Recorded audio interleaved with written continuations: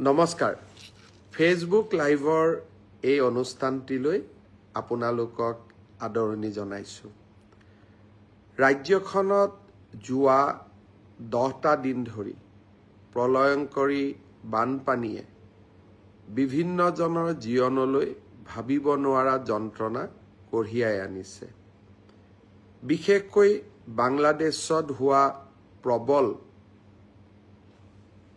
মেঘৰ ফলত অসম আৰু সমগ্ৰ উত্তৰ পূৰ্বাঞ্চলতে ভীষণ বৰষুণ হয় আৰু বৰষুণৰ ফলত লাহে লাহে পানী বাঢ়িবলৈ আৰম্ভ কৰে আৰু কেইবাটাও অঞ্চল জলত নিমগ্ন হৈ পৰে ৰাজ্য চৰকাৰে যাক য'ত যেনেকে পাৰে সহায় কৰিবৰ বাবে চেষ্টা কৰিছে আৰু যোৱা কেইটামান দিনত ময়ো দুৰ্গত আৰু বানপানীত কষ্ট খাই ৰিলিফ কেম্পত থকা লোকসকলক সাক্ষাৎ কৰিবলৈ চেষ্টা কৰিছোঁ লখিমপুৰতে হওক বা কাছাৰ জিলাতে হওক বান বিধ্বস্ত ৰাইজক মই সাক্ষাৎ কৰিছোঁ আৰু যাক যেনেকে পাৰোঁ সহায় কৰাৰ বাবে এক বিনম্ৰ প্ৰচেষ্টাও চলাইছোঁ আজি ৰাতিপুৱা মই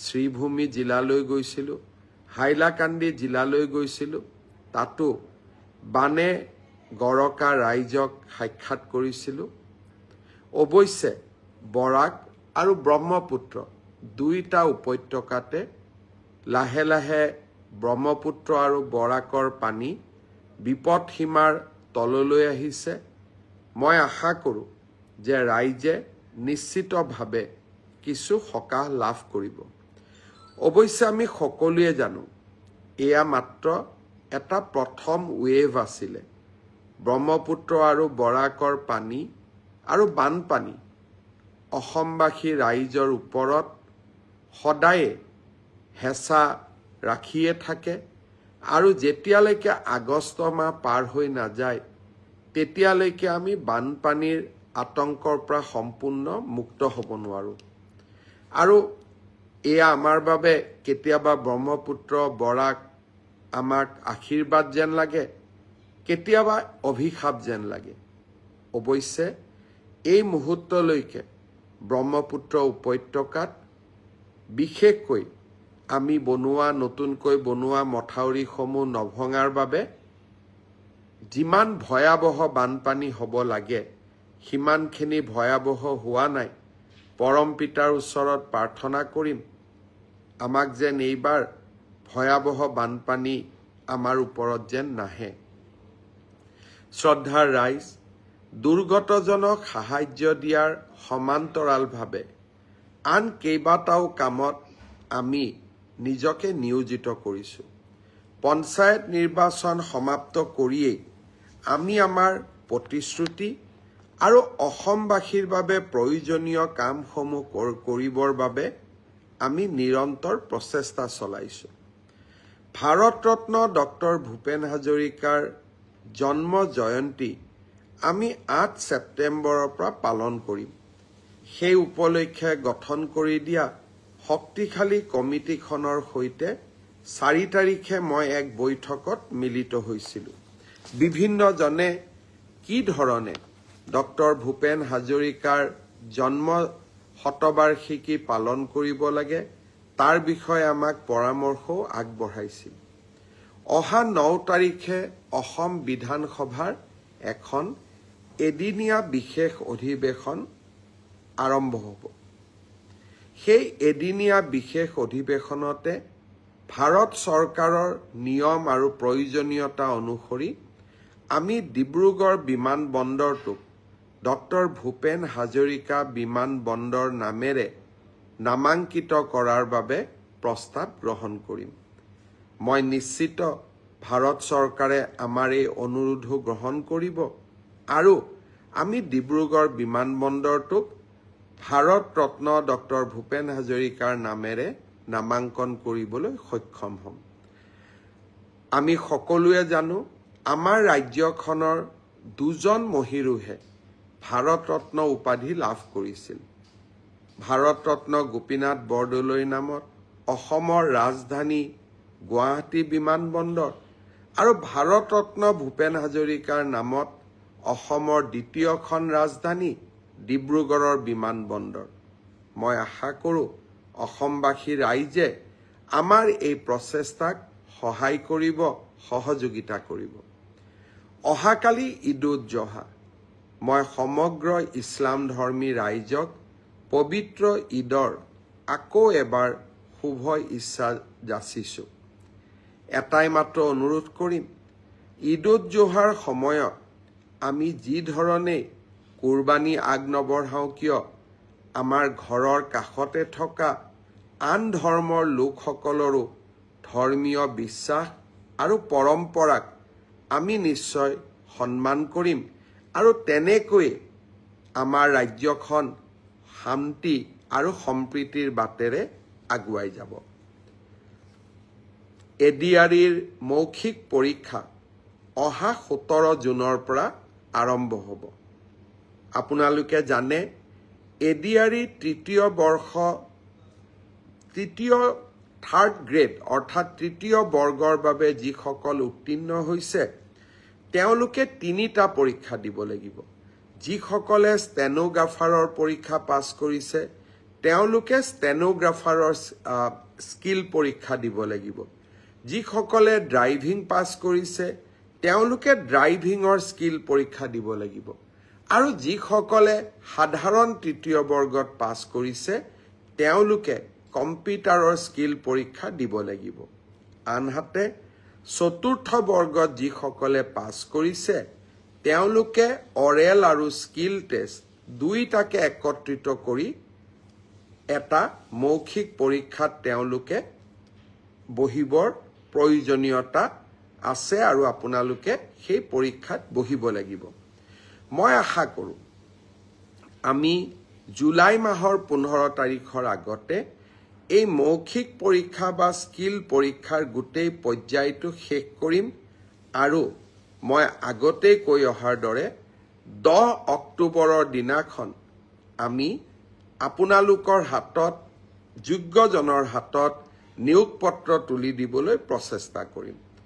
10 অক্টোবৰৰ দিনটোতে আমি post graduate teacher, graduate teacher, LP, ME শিক্ষক আৰু স্বাস্থ্য বিভাগৰ বিভিন্ন পৰীক্ষাত উত্তীৰ্ণ হোৱা আৰু এডিআৰিৰ পৰীক্ষাত উত্তীৰ্ণ হোৱা এই আটাইসকলকে একেলগে খানাপাৰা ফিল্ডলৈ মাতি আনি আমি নিযুক্তি পত্ৰ আগবঢ়াম।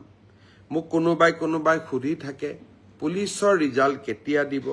সকলো ৰিজাল্ট আমি এনেকে দিম যাতে আপোনালোকৰ হাতত আমি 10 অক্টোবৰৰ দিনাখন আমাৰ নিযুক্তি পত্ৰ আমি হাতত তুলি দিব পাৰোঁ।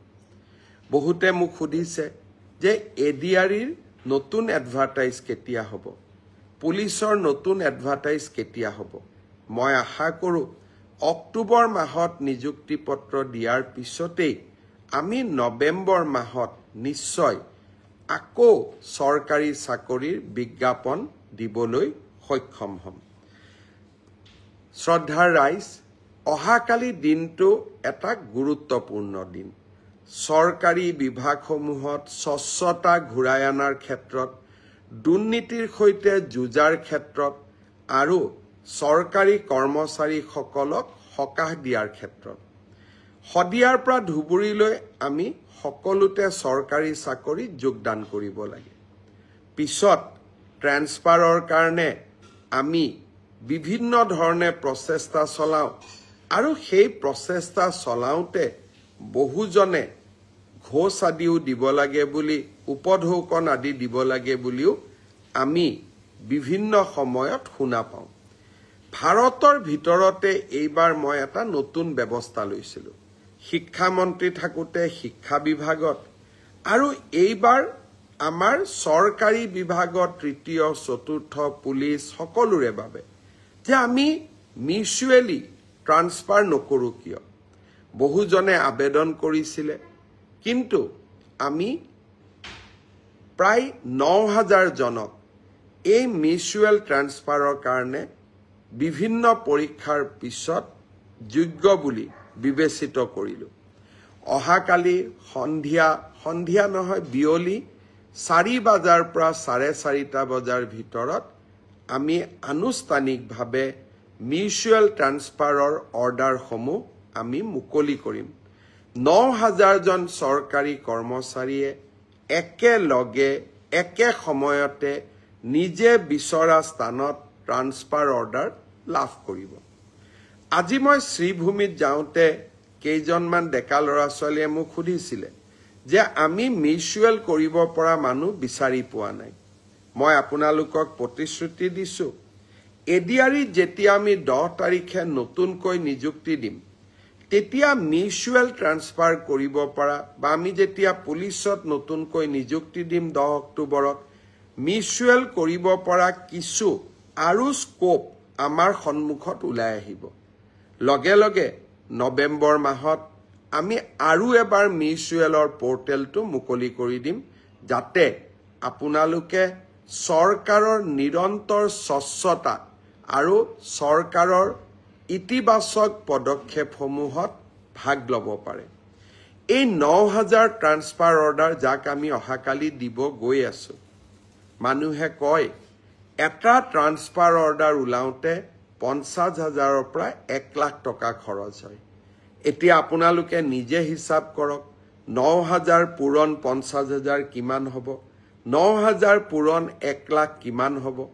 আজি আমি এটা টকাও দিব নালাগে, আপোনালোক য'ত আছে তাতেই আপোনালোকৰ ট্ৰান্সফাৰ অৰ্ডাৰটো আমাৰ পৰ্টেলৰ পৰা ডাউনলোড কৰি নতুন জাগাত যোগদান কৰিব পাৰে। এয়াই হৈছে নৰেন্দ্ৰ মোদী ডাঙৰীয়াৰ সংকল্প, এয়াই হৈছে আমাৰ সংকল্প যে লাহে লাহে আমি প্ৰণালীবদ্ধভাৱে ছিষ্টেম ইম্প্ৰুভমেণ্টৰ জৰিয়তে আমি দুৰ্নীতিবোৰ নোহোৱা কৰিম।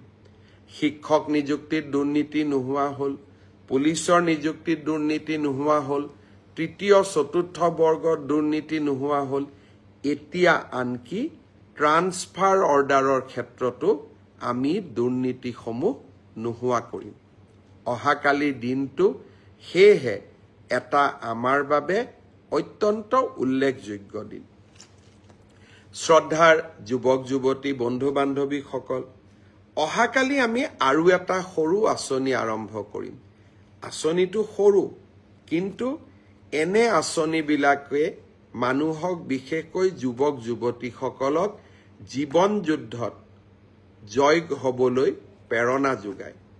আপোনালোকে জানে যে পোষ্ট গ্ৰেজুৱেট পাছ কৰাৰ পিছত বহুত ল'ৰা ছোৱালীয়ে বিভিন্ন বিশ্ববিদ্যালয়ত গৱেষণা কৰে, আৰু গৱেষণা কৰাটো এটা যথেষ্ট অৰ্থৰ প্ৰয়োজন হয়, আৰু তাৰ বাবে বহুজনে কষ্টও পায়।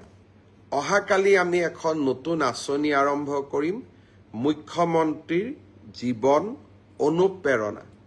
এই আঁচনিখনৰ জৰিয়তে ৰিচাৰ্চ স্কলাৰসকলক, যিমানে আমাৰ গভৰ্ণমেণ্ট ইউনিভাৰ্চিটি বা সামাজিক বিশ্ববিদ্যালয়সমূহত ৰিচাৰ্চ কৰি আছে, তেওঁলোকক আমি 25,000 টকাৰ এটা এককালীন সাহায্য আগবঢ়াম। আৰু কোনোবা যদি দিব্যাংগজনে গৱেষণাত জড়িত হৈ আছে, তেওঁলোকক আমি 40,000 টকা এককালীনভাৱে আগবঢ়াম। অহাকালি আমি পৰ্টেলটো মুকলি কৰি দিম। বিভিন্ন বিশ্ববিদ্যালয়ত ৰিচাৰ্চ কৰি থকা সকলো যুৱক যুৱতীক যোগ্যতা অনুসাৰে এই পৰ্টেলত আবেদন কৰিবলৈ আহ্বান জনাম। শ্ৰদ্ধাৰ ছাত্ৰ ছাত্ৰী বন্ধু বান্ধৱীসকল, এইবাৰ নামভৰ্তিৰো চলি আছে কলেজবিলাকত। মই কেইদিনমান আগতে অসমৰ কলেজৰ অধ্যক্ষসমূহৰ লগত এখন ভিডিঅ' কনফাৰেন্স কৰিছিলোঁ। প্ৰতি বছৰে মই অভিযোগ পাওঁ যে আমি কোৱাৰ পিছতো নামভৰ্তিৰ সময়ত কোনোবা মহাবিদ্যালয়ে ছাত্ৰ ছাত্ৰীসকলৰ পৰা ফিজ ল'বলৈ চেষ্টা কৰে। এইবাৰ সেয়েহে মই নিজে অসমৰ কলেজসমূহৰ অধ্যক্ষসকলক ভিডিঅ' কনফাৰেন্সৰ যোগে লগ পাইছিলোঁ, আৰু তেওঁলোকক মই কৈছিলোঁ যে এইবাৰ নামভৰ্তিৰ ক্ষেত্ৰত আপোনালোকে যেন কোনেও ছাত্ৰ ছাত্ৰীসকলৰ পৰা টকা পইচা নলয়। কাৰ পৰা নলব? যাৰ হাতত এখন ৰেচন কাৰ্ড আছে। যদি ৰেচন কাৰ্ডখন আছে, আমাক আয়ৰ আৰু কোনো বেলেগ প্ৰমাণ পত্ৰ নালাগে। মই অধ্যক্ষসকলক বুজাই দিছিলোঁ। কিন্তু কোনোবা দুখীয়া মানুহ ৰেচন কাৰ্ডখন নাই, তেওঁৰ ক্ষেত্ৰত নিশ্চয় আয়ৰ প্ৰমাণ পত্ৰৰ প্ৰয়োজন হ'ব। মোক আজি ৰাতিপুৱা ডিৰেক্টৰে জনাইছে যে এতিয়ালৈকে ৭০,০০০ এডমিশ্যন সম্পূৰ্ণ হৈছে আৰু অহা কেইদিনমানৰ ভিতৰতে এই এডমিশ্যনৰ প্ৰক্ৰিয়া সম্পূৰ্ণ হ'ব। কোনোবাই যদি ৰেচন কাৰ্ডখন থকাৰ পিছতো এডমিশ্যনত টকা পইচা দিবলগীয়া হৈছে বা কোনোবা মহাবিদ্যালয়ে যদি ৰেচন কাৰ্ডখন থকাৰ পিছতো আপোনালোকৰ পৰা টকা পইচা লৈছে, আপোনালোকে মোক নিশ্চয় জনাব। আমি বিহিত ব্যৱস্থাও গ্ৰহণ কৰিম আৰু আপোনালোকে টকাকেইটা যাতে উভতাই পায় তাৰ বাবেও ব্যৱস্থা গ্ৰহণ কৰিম। নতুন এডমিশ্যনৰ লগে লগে নিযুত মইনাও আৰম্ভ হ'ব। জুন আৰু জুলাই মাহটো গৰম বন্ধ। আগষ্টৰ ১ তাৰিখৰ পৰা আমি নিযুত মইনাৰ প্ৰপত্ৰ দিম। প্ৰথম নামভৰ্তি কৰা সকলকো আৰু যিসকলে নিযুত মইনা পায়ে এইবাৰ দ্বিতীয় বছৰত বা থাৰ্ড ছেমিষ্টাৰত নাম লগাব। এই ফাৰ্ষ্ট ছেমিষ্টাৰ আৰু থাৰ্ড ছেমিষ্টাৰ দুইটাতে নাম লগোৱা ছাত্ৰ ছাত্ৰীসকলে নিযুত মইনা আঁচনিৰ বাবে যোগ্য আৰু আপোনালোকে এই নিযুত মইনা আঁচনি লাভ কৰিব। এতিয়া মই এটা সৰু কথাৰে সামৰণি মাৰিম। আপোনালোকে জানে যে মধ্যাহ্ন আহাৰ যোগান ব্যৱস্থাত আমি পৰিৱৰ্তন অনাৰ প্ৰয়াস কৰি আছিলোঁ। কামৰূপ, বিশেষকৈ গুৱাহাটী, কামৰূপ আৰু কামৰূপ মেট্ৰ' আৰু যোৰহাট জিলাত আমি অক্ষয় পাত্ৰ ফাউণ্ডেশ্যনৰ সৈতে লগ লাগি চেণ্ট্ৰেলাইজ কিটচেনৰ জৰিয়তে মধ্যাহ্ন আহাৰ যোগান ধৰাৰ বাবে আমি এখন আঁচনি ৰূপায়ণ কৰি আহিছিলোঁ। অহাকালি মই নলবাৰীত যাম। নলবাৰীতো আমি চেণ্ট্ৰেলাইজ কিটচেন এটা বনোৱাৰ কাম আৰম্ভ কৰিম, যাতে নলবাৰীতো এই আঁচনিখন আমি সম্প্ৰসাৰণ কৰিব পাৰোঁ।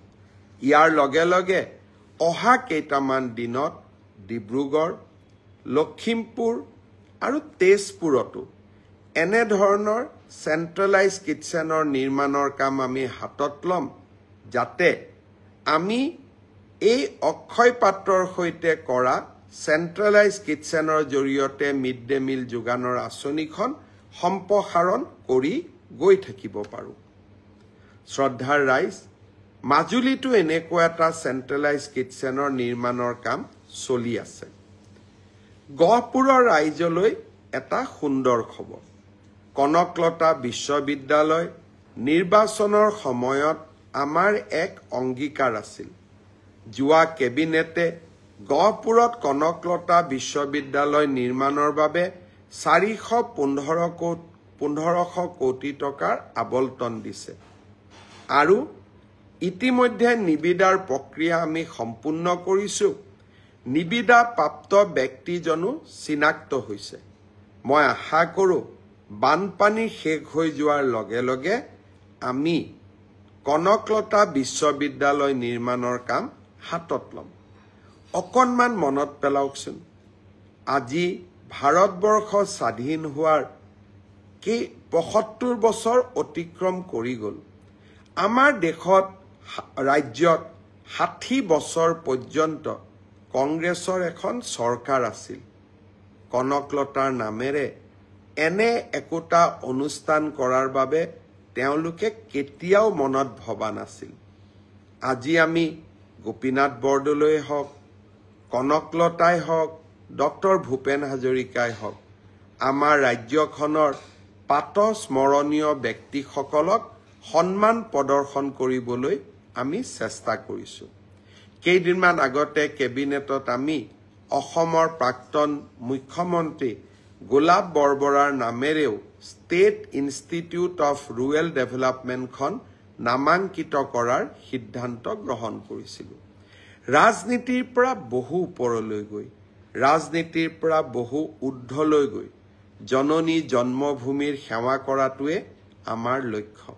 প্ৰতিটো পল, প্ৰতিটো ক্ষণ অসমবাসীৰ লগত, অসমবাসীৰ স্বাভিমান আৰু অসমবাসীৰ উন্নয়ন আৰু বিকাশৰ স্বপ্ন সাকাৰ কৰাৰ সংকল্প, এয়াই হৈছে আমাৰ লক্ষ্য। শেষত মই লাখপতি বাইদেউৰ কথাৰে সামৰণি মাৰিম। নিৰ্বাচনৰ সময়ত মই সকলোকে কৈছিলোঁ যে আত্মসহায়ক গোটত কাম কৰি থকা বা যোগদান কৰা বাইদেউসকলক এখন নিশ্চিত আঁচনিৰ জৰিয়তে 10,000, 25,000 আৰু 50,000 টকা আগবঢ়োৱাৰ আমি সিদ্ধান্ত লৈছোঁ। অহা 8 তাৰিখে মই অসমৰ সকলো বিধায়কক মাতিছোঁ। সকলোৰে লগত আলোচনা কৰি কোন মাহত কোন সমষ্টিত আমি এই প্ৰথম কিস্তিৰ 10,000 টকা আগবঢ়াম তাৰ তালিকা এখন প্ৰস্তুত কৰিম। কাৰণ একে মাহতে মই বহুত জাগাত যাবও নোৱাৰো, গতিকে আমি 3 মাহমানক সামৰি 126টা সমষ্টিত যাব লাগিব। বিধায়কসকলৰ পৰা পৰামৰ্শ লৈ 9 তাৰিখে অৰ্থাৎ 9 জুন তাৰিখে কোন সমষ্টিত আমি কেতিয়া মুখ্যমন্ত্ৰীৰ উদ্যমিতা আঁচনিখনৰ ধন বিতৰণ কৰিম তাৰ বিষয়ে আপোনালোকক জনাই দিম।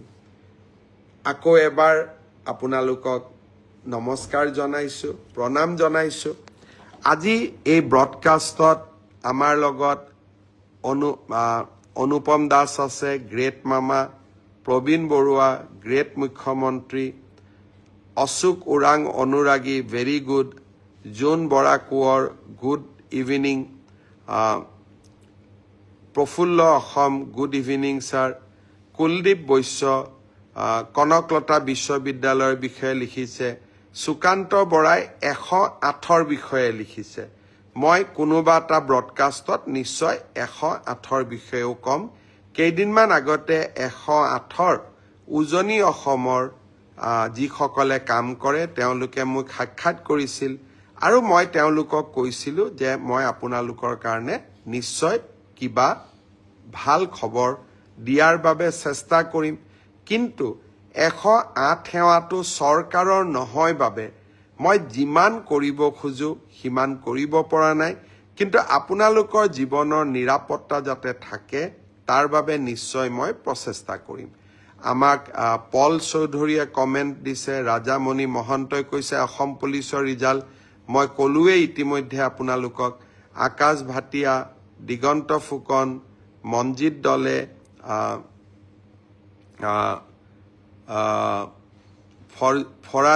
ফজাইল আহমেদ, ৰাজকুমাৰ চাহা সকলোৱে আজি কমেণ্ট কৰিছে।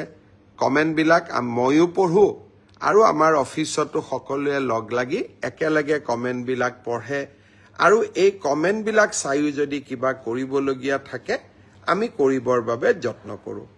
আকৌ লগ পাম আপোনালোকক। পুনৰ এবাৰ সকলোকে শুভেচ্ছা জনালোঁ। এটা কথা আকৌ এবাৰ মনত পেলাম, পেহেলগামত যিসকল লোকে সন্ত্ৰাসবাদীৰ হাতত মৃত্যুবৰণ কৰিছিলে আপোনালোকে জানি ভাল পাব। প্ৰত্যেকজনৰ ঘৰলৈ অসম চৰকাৰৰ একোজন মন্ত্ৰী গৈ আপোনালোকে আগবঢ়োৱা কিঞ্চিত সহায় বা কিঞ্চিত শ্ৰদ্ধাঞ্জলি আমি তেওঁলোকৰ ঘৰত গৈ দি থৈ আহিবলৈ সক্ষম হ'লোঁ। অসমে এখন ৰাজ্য এতিয়ালৈকে যি নেকি প্ৰতিজন পেহেলগামত নিহত হোৱা প্ৰতিগৰাকী ব্যক্তিৰ ঘৰলৈ গৈছে আৰু অসমবাসী ৰাইজৰ শোক আৰু সন্ত্ৰাসবাদৰ বিৰুদ্ধে সংকল্প এই দুইটাকে বিনম্ৰতাৰে সৈতে জনাই আহিছে। এই খবৰখিনিও মই আপোনালোকক দিলোঁ। বহুত বহুত ধন্যবাদ। জয় হিন্দ, বন্দে মাতৰম।